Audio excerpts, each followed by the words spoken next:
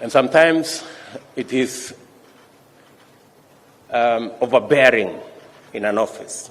I was listening, for example, yesterday, and that's why I know the job of a prosecutor is difficult. I was listening yesterday to one of our politicians who was alleging that members of the Independent Electoral and Boundaries Commission went to his house. And he's telling this story 5 months after the act. And he's volunteering this information laced with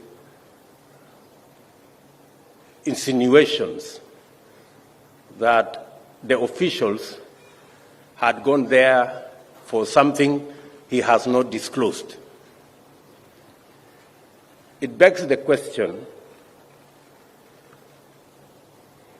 if it is true, what were these officials doing in your house at your invitation?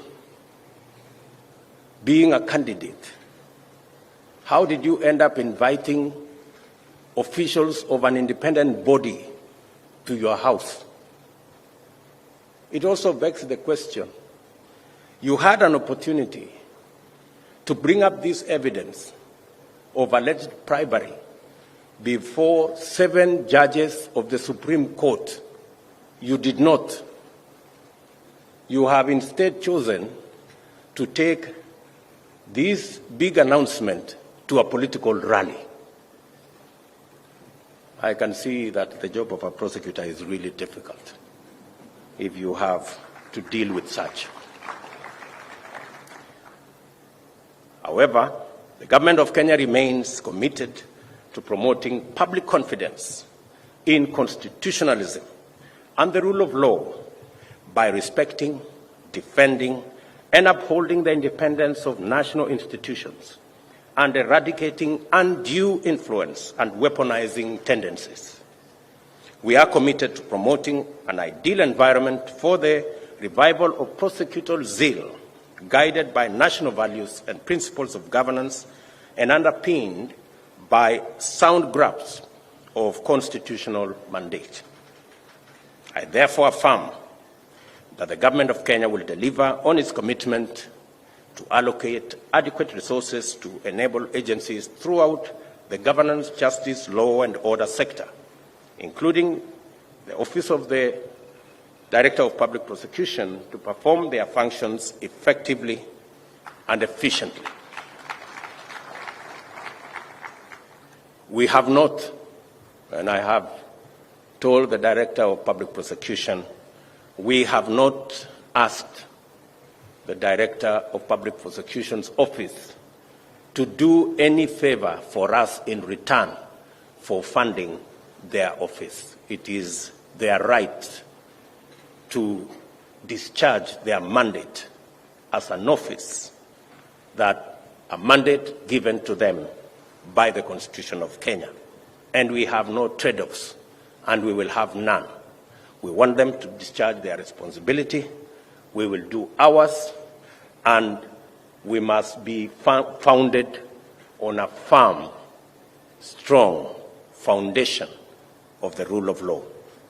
It goes without saying that a commitment to prosecutorial zeal must always take full cognizance that we are a democratic society dedicated to the realization of the greatest extent of fundamental rights and freedoms. In this context, the measure of professionalism, integrity, and legitimacy is the protection of fundamental rights and freedoms of citizens as the principal end of law enforcement. I think let me repeat this for clarity.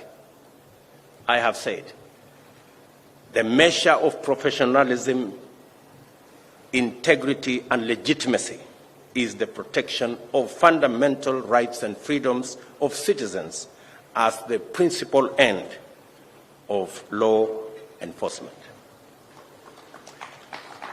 As I conclude, I commend the Africa Prosecutors Association for graciously designating Kenya to host this year's conference, and congratulate the Office of the Director of Public Prosecution for earning that great opportunity on behalf of Kenya.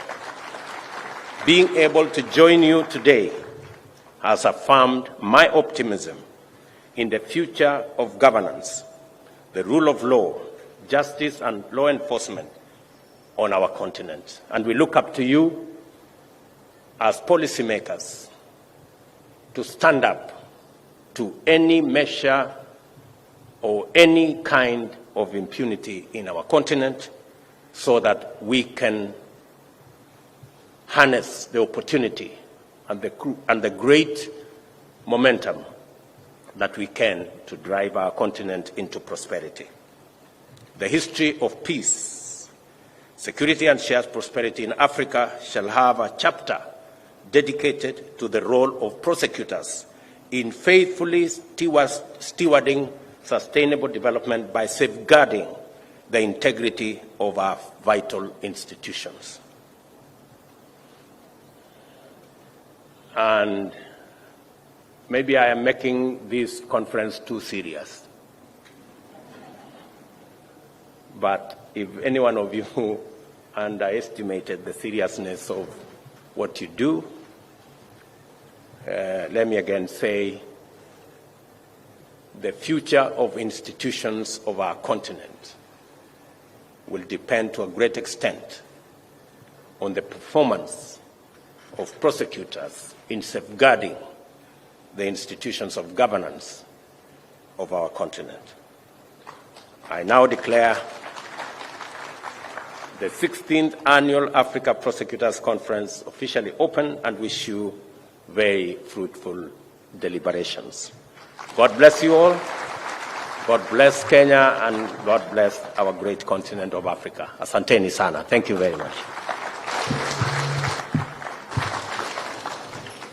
Thank you very much.